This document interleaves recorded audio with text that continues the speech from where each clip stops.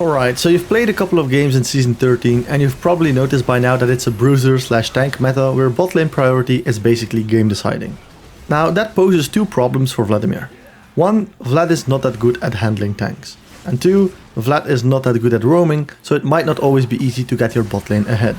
Before we start, you should know that I created a playlist with all my Vlad guides and all of them include different information, including a literal blueprint of Vladimir's game plan at every stage in the game. So if you're trying to become a 1v9 Vladimir monster, you are definitely in the right place. So after this video, you should definitely check out the other guides, but first let's get on with this video, because I do believe you'll find this very useful. Alright, so let's start with the tank/bruiser meta problem. How do you as Vladimir deal with tanks? Well, the answer is stop playing Vlad and pick AP Verismith. Well, obviously I'm kidding, right? We're gonna deal with tanks by choosing the correct build and rune setups. As we all know, there are mainly two builds that you can go on Vladimir. The rocketbelt build and the nightharvester build. Let's analyze both builds so that we know exactly what build to go in each and every situation. I'll start with the rocketbelt build. This build scales extremely well, but it also takes very long to scale. Rocketbelt gives you extra mobility through its active, which is very useful on Vlad since one of his biggest weaknesses is lack of mobility. The rocketbelt passive gives you extra magic pen, which helps you one-shot squishy targets even better. And this is where it might get tricky, but try to keep up. So I'm going to talk about the nightharvester build, and after that I'm going to talk about one of the biggest misconceptions about these two builds. Alright, so the nightharvester build scales a bit worse than the rocketbelt build, depending on team comp, but it scales extremely fast and the early power spikes you get from it are insanely OP. Nightharvester gives you less mobility than rocketbelt, but it gives you more ability haste through its mythic passive, and this is where people start to create all different kind of misconceptions. A lot of Vlad players view the rocketbelt build as the best build to handle tanks because of the extra magic penetration you get through its mythic passive. However, all those people forget that rocketbelt gives you flat magic penetration and not percentage magic penetration. Let me illustrate this with an example. If you're playing against a 200 magic resist Malphite, and let's say that at full build from the rocketbelt passive, you get something like 20 extra magic penetration. That means that Malphite basically still has 180 MR to block your damage. The extra 20 flat magic penetration is insignificant against champions who stack magic resist. So in this case, the nightharvester build is actually going to be the better option because it will give you, for example, 20 ability haste at full build. Having 20 ability haste is quite significant and means that you can do more ability rotations through the course of long fights, which is obviously a lot more important than having that extra 20 flat magic penetration, which will basically tickle tanks like Malphite or Sion. So against teams who stack magic resist against you, you're actually better off with the nightharvester build than with the rocketbelt build. That also means that the extra flat magic penetration from rocketbelt will be better against teams who do not stack magic resist. The same goes for sorcery shoes and Ionian boots. If the enemy team stacks magic resist, you should go Ionian boots, and if they are not likely to stack magic resist, then you should go sorcery shoes. Before we get on with the rest of the video, here's a summary of when you should go the nightharvester or the rocketbelt build.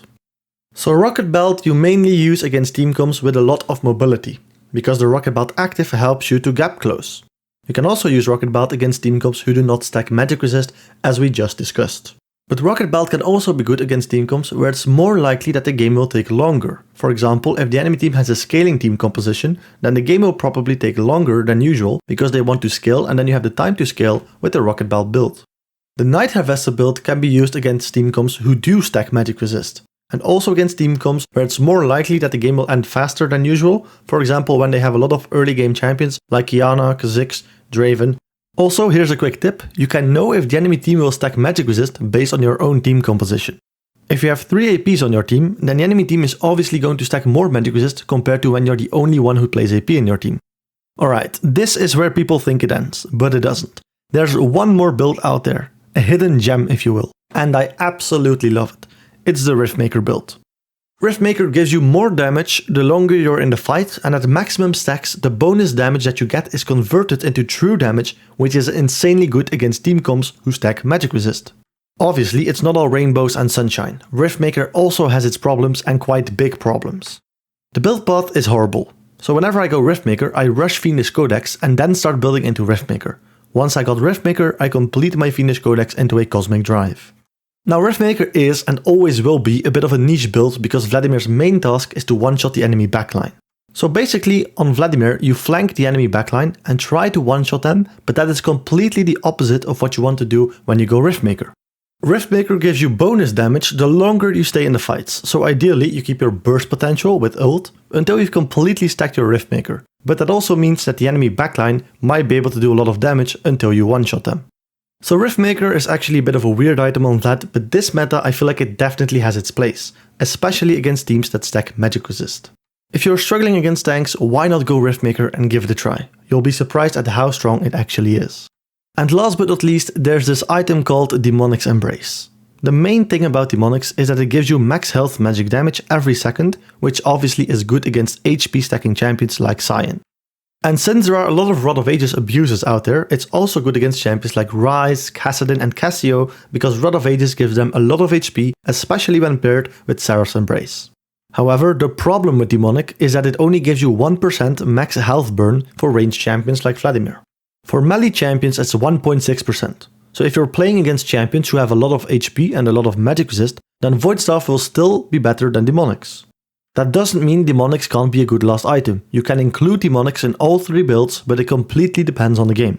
So you build Demonics when the enemy has a lot of HP stacking champions and you don't need any other items like Zhonya's, maybe Void, maybe a Shadow Flame, or maybe you already have all these items and then you can build Demonics as well. Alright, that's everything about the builds. But what about the runes? The main rune pages are still the same as previous seasons. Phase Rush for scaling and teamfight mobility, and Summon Airy into matchups where you can kill your lane opponent or where you don't need the extra mobility from Phase Rush. But once again, there's a third setup, a hidden gem. Hidden pretty well though, but nonetheless very viable. Yes, I'm talking about Conqueror Vlad. However, Conqueror is only good if you can fully stack it consistently. So you mainly pick this if the enemy team has a lot of melee bruiser/tank champions. That will make it easy for you to fully stack your Conqueror and become a raid boss. Conqueror synergizes especially well with Riftmaker. The Conqueror setup also gives you a bit more fist fighting power in early compared to the Phase Rush. Alright, here's a quick overview. With the Rocket Belt you should go Phase Rush or Conqueror since your goal is to scale towards the mid and late game teamfights, so you don't need Airy to try and win the lane. You shouldn't even think about killing your lane opponent, but rather about scaling through farming. If the enemy team has a lot of melee tanks/bruisers, you can also go Conqueror, but obviously this is a lot more niche. With the nightharvester build you can go Airy or Phase Rush. If you go Airy, you can play quite aggressive in lane once you get nightharvester and easily kill your lane opponent, but you don't have to. You can also go Phase Rush and play safe until you have nightharvester and deathcap and then hardstomp teamfights with your power spikes and Phase Rush mobility. Once again, Conqueror is also an option, but a lot more niche. With the Riftmaker build, you should never go Airy. Riftmaker is all about dominating teamfights and extended skirmishes, so just go Conqueror or Phase Rush, these 2 rune setups are the best for teamfighting. Alright, so the first part of this guide is over.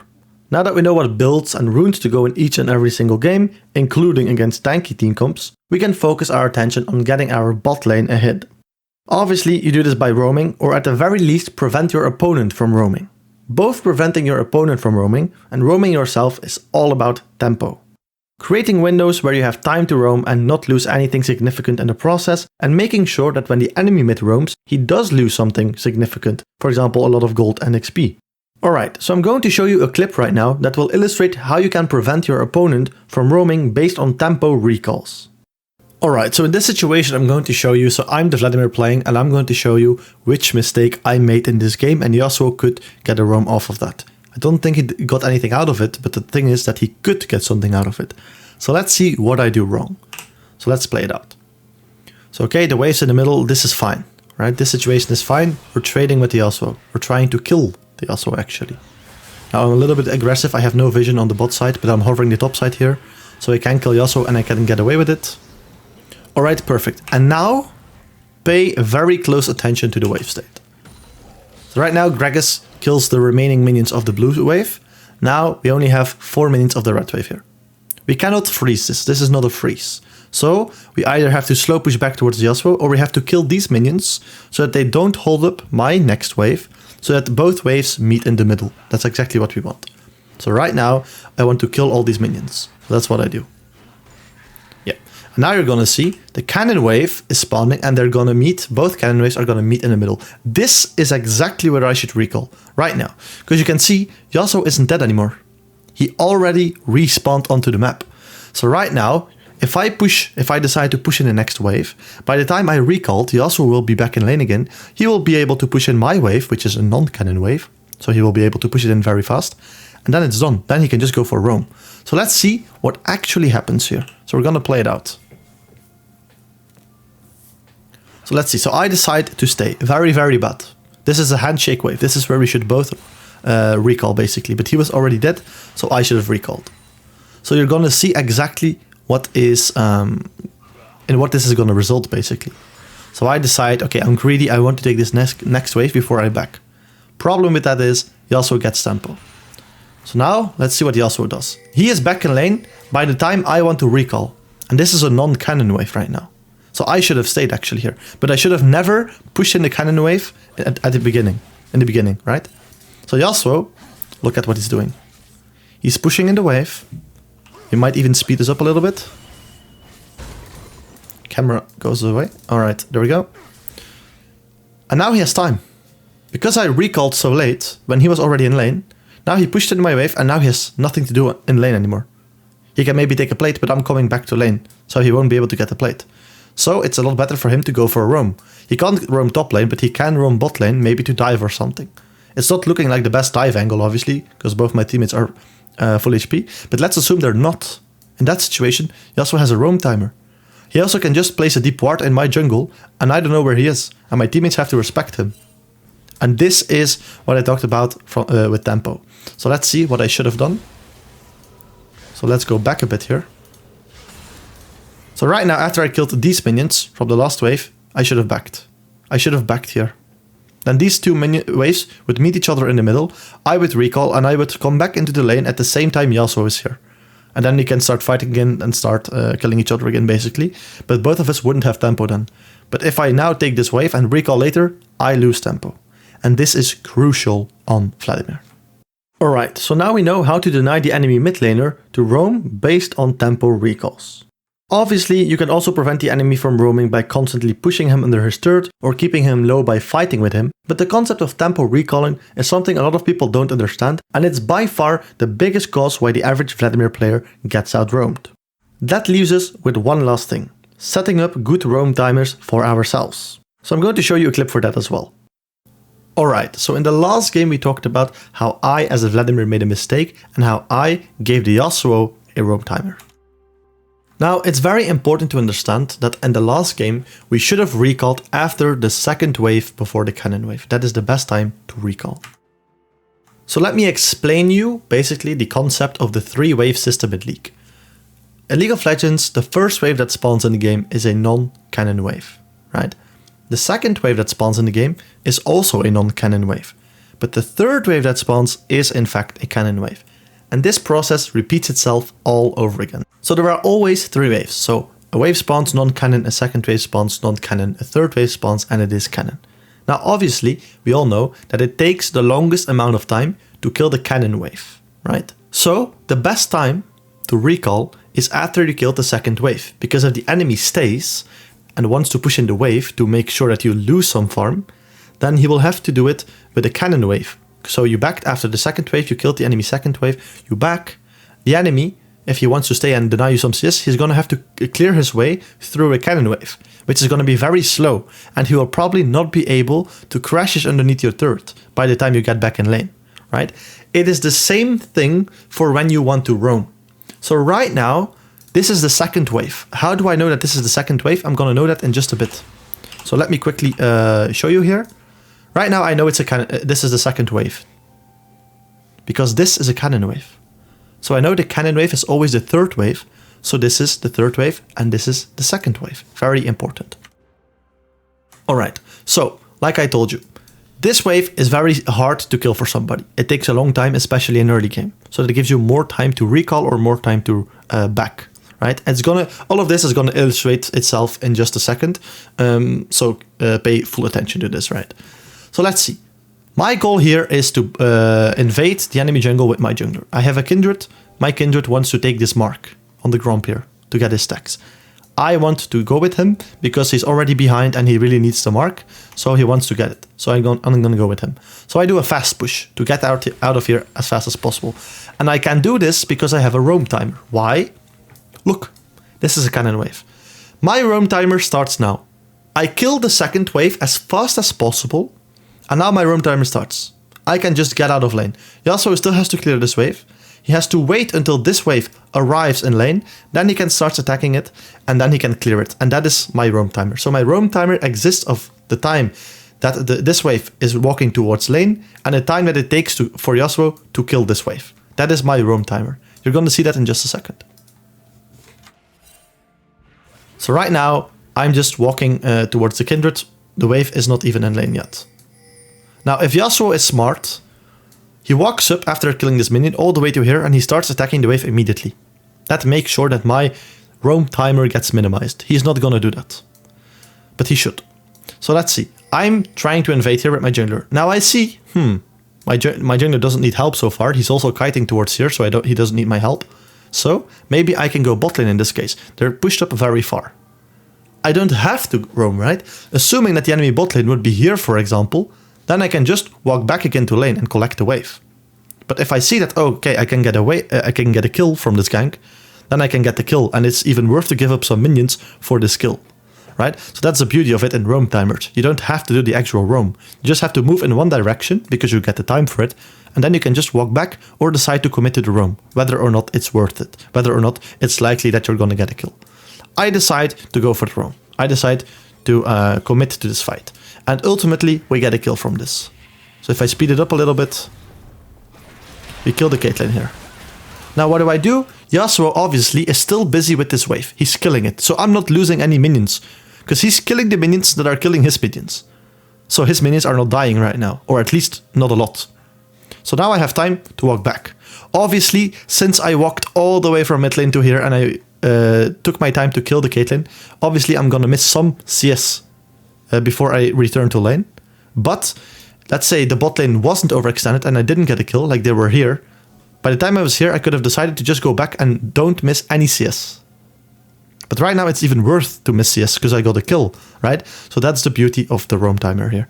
And now you'll see, like, I walk back to lane. I should miss a lot, like half of the wave maybe, but I got a kill, so it's definitely worth it. But he also is going to zone me out, so that's pretty good by him. Here, he's going to zone me, so I can't walk up. I have to walk around. So I'm going to miss this wave. But assuming he's not here, I can probably get like these 3 minions still. That's like almost the half of the wave, right? And I got a kill in the process, so it's definitely worth it. But assuming, like I said, you don't have to commit to the play. The roam timer just makes sure that you can roam, and you don't have to commit to the play. If you see it's not going to result in a kill, just walk back, and then you don't miss anything of the wave, right? But that's the beauty. This is how you roam on Vladimir. So hopefully I made this clear. Obviously, you can also set up roam and recall timers by slow pushing towards the enemy. Slow pushing is just last hitting the enemy minions and making sure that the enemy is not killing your wave in the process. That way, you will build up a big wave and shove under the enemy turret, meaning that the enemy is stuck in lane killing all those minions, which will take quite some time, and that gives you a big roam timer. Now on Vladimir, it's not that easy to slow push, because a lot of the time your opponent will be stronger in early game than you, meaning that you cannot prevent them from killing your wave, and even if they are not stronger, a lot of the time you'll face ranged champions, meaning that they easily outrange you, and thus they can kill your wave even if you're stronger. So that's why I only showed you the clips of tempo recalls and roams, because in reality that's going to be the most practical to climb. And that brings us to the end of the video. This guide is made with the sole purpose of teaching you guys how you can carry Vlad in the current meta and how to deal with all the struggles that this current meta brings. If you're looking for even more information on Vlad, such as champion identity, a more in-depth look at the builds, tips to play against counters, or maybe just a full overview of Vladimir's game plan, so basically a blueprint on how to play Vladimir, be sure to check out my previous guides. Thank you guys for watching, don't forget to like and subscribe. See ya.